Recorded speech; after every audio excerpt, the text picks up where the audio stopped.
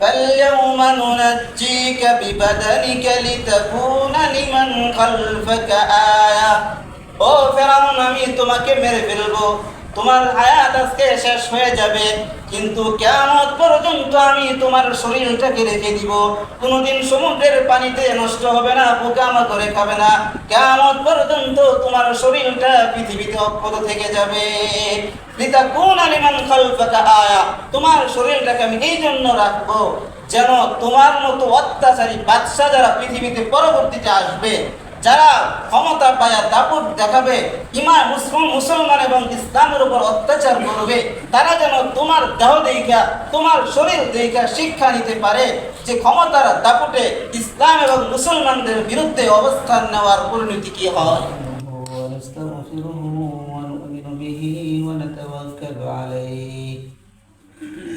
ونعوذ بالله من شرور أنفسنا ومن سيئات أعمالنا من يهدي الله فلا مضل له ومن يضلله فلا هادي له ونشهد أن لا إله إلا الله وحده لا شريك له ونشهد أن سيدنا وسندنا وحبيب ربنا وطبيبنا وطبيب قلوبنا ومولانا محمدا عبده ورسوله صلى الله تعالى عليه وعلى آله وأصحابه وبارك وسلم تسليما كثيرا. الذي أرسله الله تعالى بالحق بشيرا ونذيرا وداعيا إلى الله بإذنه وسراجا وقمرا منيرا. أما بعد فأعوذ بالله من الشيطان الرجيم. بسم الله الرحمن الرحيم. إن عدة الشهور عند الله 12 شهرا في كتاب الله يوم خلق السماوات والأرض. وقال النبي صلى الله عليه وسلم 12 شهرا منها 4 حرم 3 متواليات أو كما قال عليه الصلاة والسلام. الحمد لله, মহান আল্লাহ রাব্বুল আলামিনের দরবারে অসংখ্য শুকরিয়া জ্ঞাপন করছি যে আল্লাহ রাব্বুল আলামিন আমাকে আপনাকে দুনিয়ার সমস্ত ঝামেলাকে পিছনে ফেলে আল্লাহ রাব্বুল আলামিনের ডাকে সাড়া দিয়ে আল্লাহ রাব্বুল আলামিনের পছন্দময় জায়গা, দুনিয়ার শ্রেষ্ঠ জায়গা মসজিদে আসার তৌফিক দান করেছেন। সে মহান আল্লাহ রাব্বুল আলামিনের দরবারে শুকরিয়া জ্ঞাপন করি, বলি আলহামদুলিল্লাহ। আলহামদুলিল্লাহ।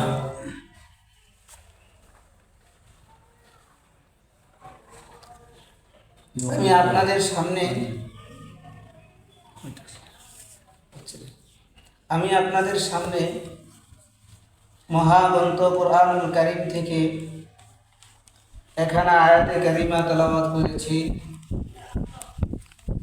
এবং আল্লাহর নবী সাল্লাল্লাহু আলাইহি ওয়াসাল্লামের অসংখ্য অগণিত হাদিস থেকে একটা ছোট্ট হাদিস পাঠ করেছি। আল্লাহ রাব্বুল আলামিন যদি তৌফিক দান করেন তাহলে আয়াত এবং হাদিসকে সামনে রেখে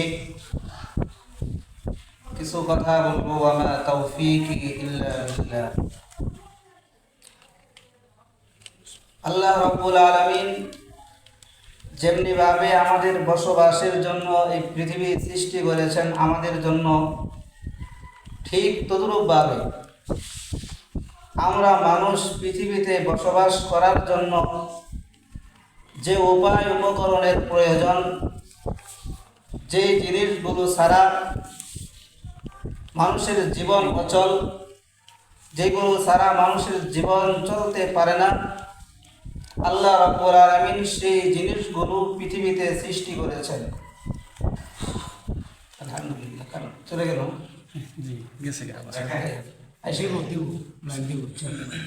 তো আল্লাহ রাব্বুল আলামিন আমাদের জন্য পৃথিবীতে যতগুলো নেয়ামত সৃষ্টি করেছেন, যতগুলো নেয়ামত আল্লাহ আমাদেরকে দিয়েছেন, তার মধ্যে গুরুত্বপূর্ণ একটা বড় নেয়ামত হলো সময়। সময় এতটাই বড় নেয়ামত যে এই নেয়ামতের মূল্য দুনিয়ার কোনো কিছু দ্বারা হবে না। এই জন্য আল্লাহ রাব্বুল আলামিন সময়ের কসম করে পর্যন্ত বলছেন, ওয়াল আসরি ইন্নাল ইনসানা লাফি খুসর। সময়ের কসম করে আল্লাহ রাব্বুল আলামিন বলেন যে মানুষ ক্ষতির মধ্যে আছে, মানুষ দুঃখের মধ্যে আছে। এখানে আল্লাহ রাব্বুল আলামিন মানুষ ক্ষতির মধ্যে আছে এই কথা বলতে যাইয়া কসম খাওয়ার মতো আরো অনেক বিষয় ছিল, কিন্তু আল্লাহ রাব্বুল আলামিন ওইসবের কোনো কিছুর কসম না করিয়া সময়ের কসম কেন করলেন? এর অনেকগুলো কারণ রয়েছে। তার মধ্যে বড় একটা কারণ হলো মানুষ দুনিয়াতে এবং আখিরাতে ব্যর্থ হয়, ক্ষতির সম্মুখীন হয় সময়ের অপব্যবহারের কারণে। আবার মানুষ দুনিয়াতে সাকসেস হয়, সফল হয়, আখিরাতেও সফল হয় সময়ের সৎ ব্যবহারের কারণে। যারা সময়কে সঠিক জায়গায় সঠিকভাবে ব্যবহার করে তাদের দুনিয়ার জীবনটাও সুন্দর হয়, আখিরাতের জীবনটাও সুন্দর হয়। আর যারা সময়ের সঠিক ব্যবহার করে না তাদের দুনিয়ার জীবনটাও নষ্ট হয়, আখিরাতের জীবনটাও বরবাদ হয়। এজন্য আল্লাহ রাব্বুল আলামিন সময়ের কসম করিয়া বলছেন, ওয়াল আসরি, সময়ের কসম যে ইন্নাল ইনসানা লাফি খুসর, সমস্ত মানুষ ক্ষতির মধ্যে আছে।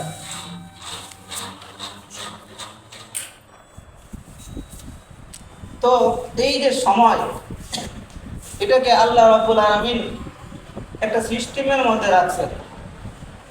একটা সময় দিন, একটা সময় রাত, আবার একটা সময়, একটা মাস, একটা সপ্তাহ, একটা বছর, এই সিস্টেম দিয়া আল্লাহ রাব্বুল আলামিন সময়কে সাজিয়েছে। আমরা বাংলা 12 মাসের নাম জানি, আমরা ইংরেজি 12 মাসের নাম জানি, কিন্তু আমরা অনেকেই আরবি 12 মাসের নাম জানি না। যদি জিজ্ঞেস করা হয় বাংলা নববর্ষের প্রথম মাস কি, আমরা প্রায় মানুষই বলতে পারবো বৈশাখ মাস। যদি জিজ্ঞেস করা হয় ইংরেজি নববর্ষের প্রথম মাস কি, আমরা অনেকেই বলতে পারবো জানুয়ারি মাস। কিন্তু যদি জিজ্ঞেস করা হয় আরবি নববর্ষের প্রথম মাস কি, অনেক সাধারণ মুসলমান তো দূরের কথা, অনেক নামাজি মুসলমানও বলতে পারবে না। অথচ আমাদের অনেক নেক আমলের সম্পর্ক আরবি মাসের সাথে। তো আল্লাহ রাব্বুল আলামিন এই মাস, এই সপ্তাহ আমাদের জীবনের সৃষ্টি করেছেন। কখন থেকে সৃষ্টি করেছেন? আমি যে আয়াতে কারিমা তেলাওয়াত করেছি সেই আয়াতে কারিমে আল্লাহ রাব্বুল আলামিন বলেন, ইন্না ইদ্দাতাশ শুহুরি ইনদাল্লাহি ইসনা আশারা শাহরান ফি কিতাবিল্লাহ ইয়াওমা খালাকাস সামাওয়াতি ওয়াল আরদ। ও আমার বান্দারা, আমি তোমাদের জন্য যেমনিভাবে বসবাসের জন্য পৃথিবী সৃষ্টি করেছি, এই পৃথিবী যেদিন থেকে সৃষ্টি করেছি ওই দিন থেকে আমি আল্লাহ রাব্বুল আলামিন তোমাদের জন্য বছরে 12টা মাস নির্ধারণ করেছি। ইসনা আশারা শাহরান ফি কিতাবিল্লাহ। যেদিন থেকে আল্লাহ পৃথিবীর রূপ দিয়েছেন ওই দিন থেকে আল্লাহ রাব্বুল আলামিন বছরে 12টা মাস নির্ধারণ করেছেন। এই 12টা মাসের মধ্যে 4টা মাস আছে সম্মানিত মাস, যেটা আল্লাহ রাব্বুল আলামিন আয়াতের পরের অংশে বলছেন মিনহার বাদুল হুরুম। এই 12টা মাসের মধ্যে 4টা মাস সবচেয়ে বেশি সম্মানিত মাস। তো এই কোন 4টা মাস সম্মানিত মাস, কেন সম্মানিত মাস, সেটার ব্যাখ্যায় নবীজি সাল্লাল্লাহু আলাইহি ওয়াসাল্লাম বলেন, قال رسول الله صلى الله عليه وسلم 12 شهر منها 4 حرم 3 متواليات। নবীজি বলেন মাস হচ্ছে 12টা। এই 12 মাসের মধ্যে 4টা মাস সবচেয়ে সম্মানিত মাস। এই 4 মাসের মধ্যে সালাসুম মুতাওয়ালিয়াতুন, 3টা মাস ধারাবাহিকভাবে আসে, একটার পরে আরেকটা। আর আরেকটা মাস আলাদাভাবে আসে, সেটা হচ্ছে রজব মাস। আর যেই 3টা মাস একটার পরে আরেকটা আসে, সেই 3টা মাস হলো জিলহজ মাস, জিলহজ মাস, মুহররম মাস। আপনারা কি আমার কথা বুঝতেছেন? জি। তো এই 3টা মাস হলো একসাথে আসে, একটার পরে আরেকটা আসে, জিলকদ, জিলহজ, মুহররম। আরেকটা হচ্ছে রজব মাস, যেটা আলাদাভাবে আসে রমাদানের আগে। তো এই 4টা মাসকে আল্লাহ রাব্বুল আলামিন যে সম্মানিত মাস করলেন, 12টা মাসের মধ্যে যে আল্লাহ রাব্বুল আলামিন এই 4টা মাসকে শ্রেষ্ঠত্ব দিলেন, কেন দিলেন? এর 2টা কারণ। এখানে আমাদের একটা কথা মনে রাখতে হবে, এই 4টা মাসের সম্মান, এই 4 মাসের ফজিলত, শ্রেষ্ঠত্ব রমাদানের পরে, রমাদানের শ্রেষ্ঠত্ব ফজিলত আলাদা। রমাদানের পরে শ্রেষ্ঠ মাস হচ্ছে এই 4 মাস। তো এই 4 মাসের 4 মাস শ্রেষ্ঠ হওয়ার কারণ আল্লাহ রাব্বুল আলামিন কোরআনের এক আয়াতে একটা উল্লেখ করেন, সেটা হলো আল্লাহ রাব্বুল আলামিন বলেন, ইয়াসআলুনাকা আনিশ শাহরিল হারামি কিতালুন ফীহি কুল কিতালুন ফীহি কাবীর। ওগো নবীজি, মক্কার বেঈমান কাফেররা আপনাকে জিজ্ঞাসা করে এই 4 মাসে যুদ্ধের বিধান কি, এই 4 মাসে যুদ্ধ করা যাবে কিনা। ওগো নবীজি, আপনি মক্কার বেঈমান কাফেরদেরকে বলে দেন, কুল কিতালুন ফীহি কাবীর, এই 4 মাসে যুদ্ধ করা শুধু নিষেধ নয়, বরং ভয়ঙ্কর অপরাধ। কেন 4 মাসে যুদ্ধ করা নিষেধ কেন করা হলো? যে জিহাদ তো ইসলামের গুরুত্বপূর্ণ একটা শেয়ার, জিহাদ গুরুত্বপূর্ণ একটা অংশ ইসলামের। এত গুরুত্বপূর্ণ একটা বিধান হওয়া সত্ত্বেও কোন কারণে, কেন আল্লাহ রাব্বুল আলামিন এই 4 মাসে জিহাদের বিধানকে নিষেধ করলো, এটা জানার জন্য আমাদের একটু ব্যাখ্যা দেখতে হবে। যে এই 4 মাস, এই 4 মাসের মধ্যে এই প্রথম 3 মাস সাধারণত হজের মৌসুম, আর রজব মাস উমরার সময়। তো এখন তো এরোপ্লেনের যুগ, মানুষ খুব দ্রুত সময়ে হজ করে আবার বাড়িতে ফিরে আসতে পারে। কিন্তু একটা সময় ছিল যখন 2-3 মাস আগে মানুষের হজ যাত্রা শুরু করা লাগতো, আবার হজ করে বাড়িতে ফিরে আসতে আসতে প্রায় 3-4 মাস সময় লেগে যেত। তখন মানুষ সোয়ারি হয়ে, কাফেলায় দলবদ্ধ হয়ে হজে অংশগ্রহণ করত, যে কারণে 3-4 মাস সময় সাধারণত হাজিদের হজ যাত্রায় অতিবাহিত হয়ে যেত। তো এই 3-4 মাস সময়ের মধ্যে যেন কোনো কাফেলা, কোনো হাজি কিংবা কোনো মুসলমান কাফেরদের পক্ষ থেকে কিংবা মুসলমানদের পক্ষ থেকে কোনোভাবেই মানে কোনো আক্রমণের শিকার না হয়, কোনো যুদ্ধ বিগ্রহের ঝামেলায় জড়াতে না হয়। এই জন্য আল্লাহ রাব্বুল আলামিন হাজিদেরকে, আল্লাহ পাক রব্বুল আলামিন স্পেশাল একটা নিরাপত্তা দিয়েছেন। উম্মতে মুসলিমার জন্য নিরাপত্তার মাস হচ্ছে এই 4টা মাস। যেমন পৃথিবীতে একটা জায়গা আছে, যেই জায়গার মধ্যে যে মানুষটাই প্রবেশ করবে ওই মানুষটাই নিরাপদ, যেই প্রাণীটাই প্রবেশ করবে ওই প্রাণীটাই নিরাপদ, সেটা হচ্ছে হারাম শরীফ। হারাম শরীফের এরিয়ার মধ্যে যত বড় অপরাধী হোক না কেন, যদি কেউ একবার প্রবেশ করে, তাহলে ওই হারাম শরীফের মধ্যে তাকে আক্রমণ করার বিধান ইসলামে নাই। কোনো প্রাণী যদি হারাম শরীফের এরিয়ার মধ্যে চলে আসে, তাহলে ওই প্রাণীকে শিকার করা ইসলামে নিষেধ। যে কারণে ওই হারাম শরীফের স্থান, হারাম শরীফের এরিয়া গোটা পৃথিবীর সমস্ত জায়গার থেকে শ্রেষ্ঠ। কারণ ওই জায়গাটা হচ্ছে কি মানুষের জানমালের নিরাপত্তার জায়গা। ওখানে প্রবেশকারী প্রত্যেকটা মানুষ, প্রত্যেকটা প্রাণী নিরাপদ। যে কারণে ওই জায়গার সম্মান পৃথিবীর সমস্ত জায়গার থেকে বেশি।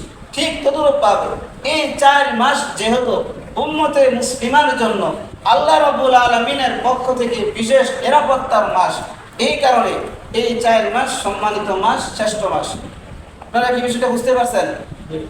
দ্বিতীয় কারণ যেটা ইমাম জাসসাস রাহমাতুল্লাহ আলাইহি বলেন যে আমরা তো সাধারণত জানি যে রমাদানে কোনো নেক আমল করলে ডাবল সওয়াব হয়, কোনো গুনাহ করলে ডাবল গুনাহ হয়।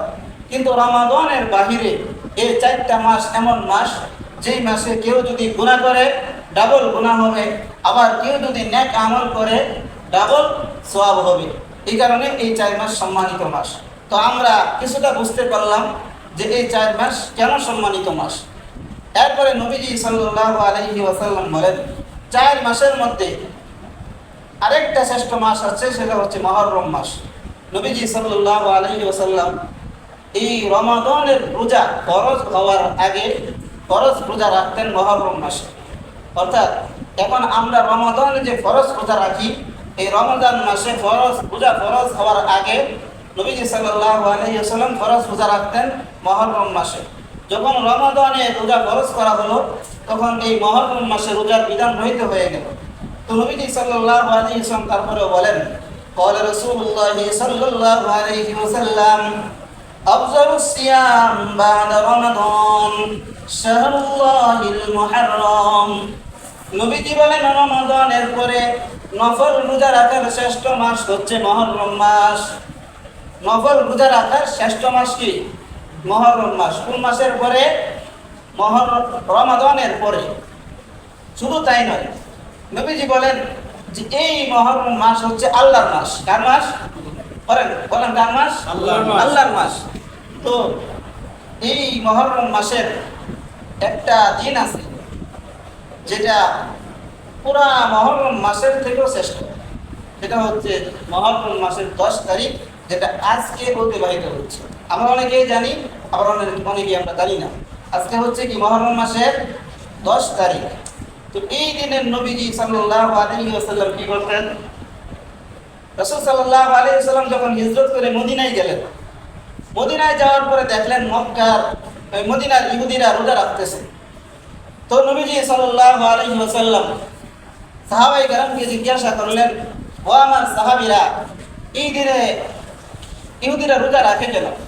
তখন সাহাবায়ে কেরাম নবীজিকে বললেন, ইয়া রাসূলুল্লাহ, এই দিন হযরতে মূসা আলাইহিস সালামকে আল্লাহ রাব্বুল আলামিন ফেরাউনের মতো অত্যাচারী জালিম বাদশা থেকে হেফাজত করেছিল, ফেরাউনের মতো অত্যাচারী জালিম বাদশার কবল থেকে রক্ষা করেছিল।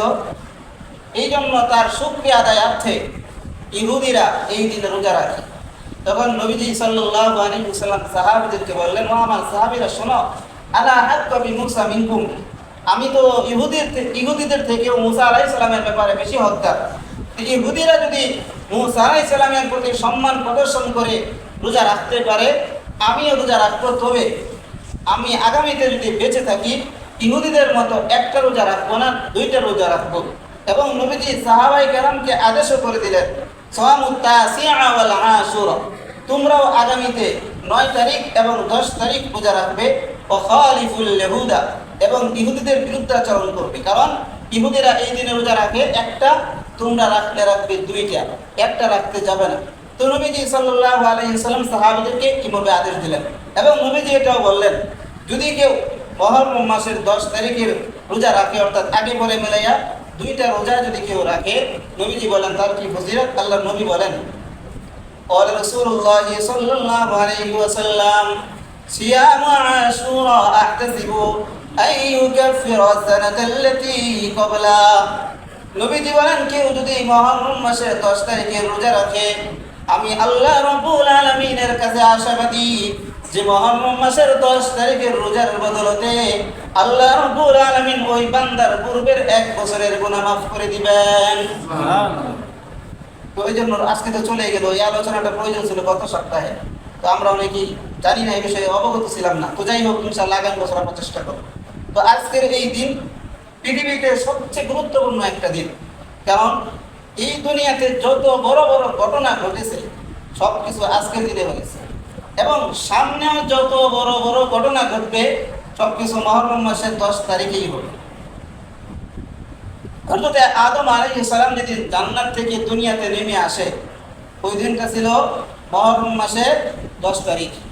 এবং হযরত আদম আলাইহিস সালাম এবং হযরত হাওয়া আলাইহিস সালাম আরাফার ময়দানে তাদের দুইজনের যে ঐতিহাসিক মিলন হয়েছিল, সাক্ষাৎ হয়েছিল দীর্ঘদিন বিচ্ছেদ থাকার পরে, সেটাও ছিল মুহররম মাসের 10 তারিখ।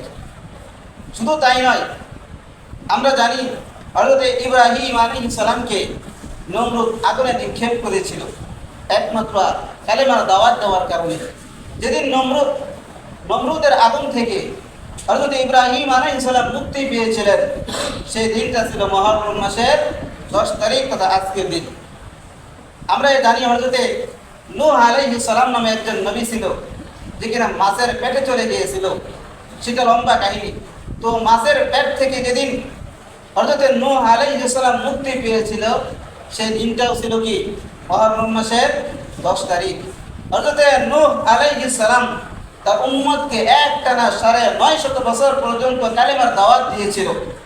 কিন্তু যখন 900 বছর পর্যন্ত কালেমার দাওয়াত দেওয়ার পরেও মুষ্টিময় কিছু লোক মাত্র কালেমার দাওয়াত গ্রহণ করেছিল, আল্লাহ রাব্বুল আলামিন মহা প্লাবন দিয়া গোটা দেশকে, গোটা জাতিকে ধ্বংস করে দিয়েছিলেন।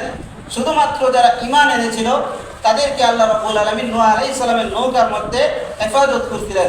তো এই প্লাবন যেদিন শেষ হলো, নূহ আলাইহিস সালামের নৌকা যেদিন যদি পর্বতে যাইয়া অবতরণ করলো, সেদিনটাও ছিল মুহররম মাসের 10 তারিখ। এরকম আর অনেক বড় বড় ঘটনা পৃথিবীতে ঘটেছে আজকের দিনে মুহররম মাসের 10 তারিখে। তো এই ঘটনাগুলোর মধ্যে অনেক জয়ীফ রেওয়ায়াত আছে, যেগুলোর নির্ভরযোগ্যতা নাই। কিন্তু একটা রেওয়ায়াত সবচেয়ে বেশি প্রসিদ্ধ, যেটা কোরআন দ্বারাও প্রমাণিত, নবীজির হাদিস দ্বারাও প্রমাণিত। সেটা হলো পৃথিবীতে একজন অত্যাচারী শাসক ছিল ফেরাউন। এই ফেরাউনের কবল থেকে আল্লাহ রাব্বুল আলামিন হযরত মূসা আলাইহিস সালামকে রক্ষা করেছিলেন এই মুহররম মাসের 10 তারিখে।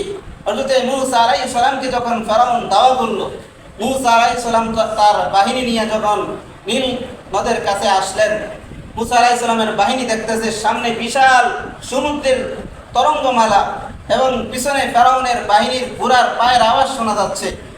এমন বিপদময় মুহূর্তে মূসা আলাইহিস সালামের উম্মত মূসা আলাইহিস সালামের কাছে আবেদন করলো, যে নবী মূসা, আপনি আমাদেরকে এত বড় বিপদের মধ্যে ফেলে দিবেন, এটা তো আমরা আগে কখনো কল্পনাও করিনি। সামনে বিশাল সমুদ্রমালা, পিছনে ফেরাউনের বাহিনী, এই মুহূর্তে ইন্না লামুদরাকুন ক্বালা আসহাবু মূসা ইন্না লামুদরাকুন।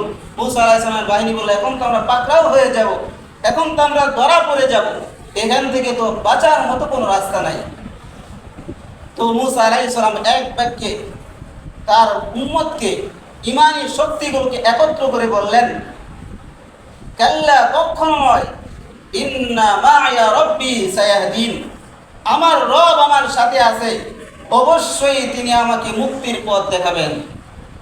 তো আল্লাহ রাব্বুল আলামিন বলেন, হযরত মূসা আলাইহিস সালাম যখন তার বাহিনীকে, তার উম্মতকে এরকম একটা সান্ত্বনার বাণী শোনালেন, আল্লাহ রাব্বুল আলামিন মূসা আলাইহিস সালাম সহি নাযিল করলেন, فأوحينا إلى موسى أن اضرب بعصاك البحر। ওগো মূসা নবী, আপনি আপনার হাতে থাকা লাঠি দ্বারা সমুদ্রে আঘাত করেন।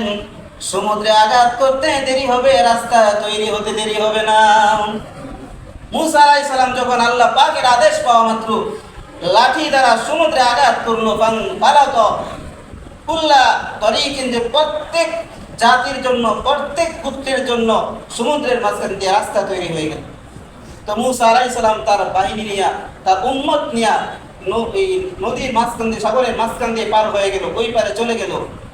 আর এদিক দিয়ে যখন ফেরাউনের বাহিনী আসলো, এখানে ফেরাউনের বাহিনী এসে দেখে সমুদ্রের মাঝখান দিয়ে বিশাল রাস্তা তৈরি হওয়া, ফেরাউন তো যাওয়া শুরু করছে।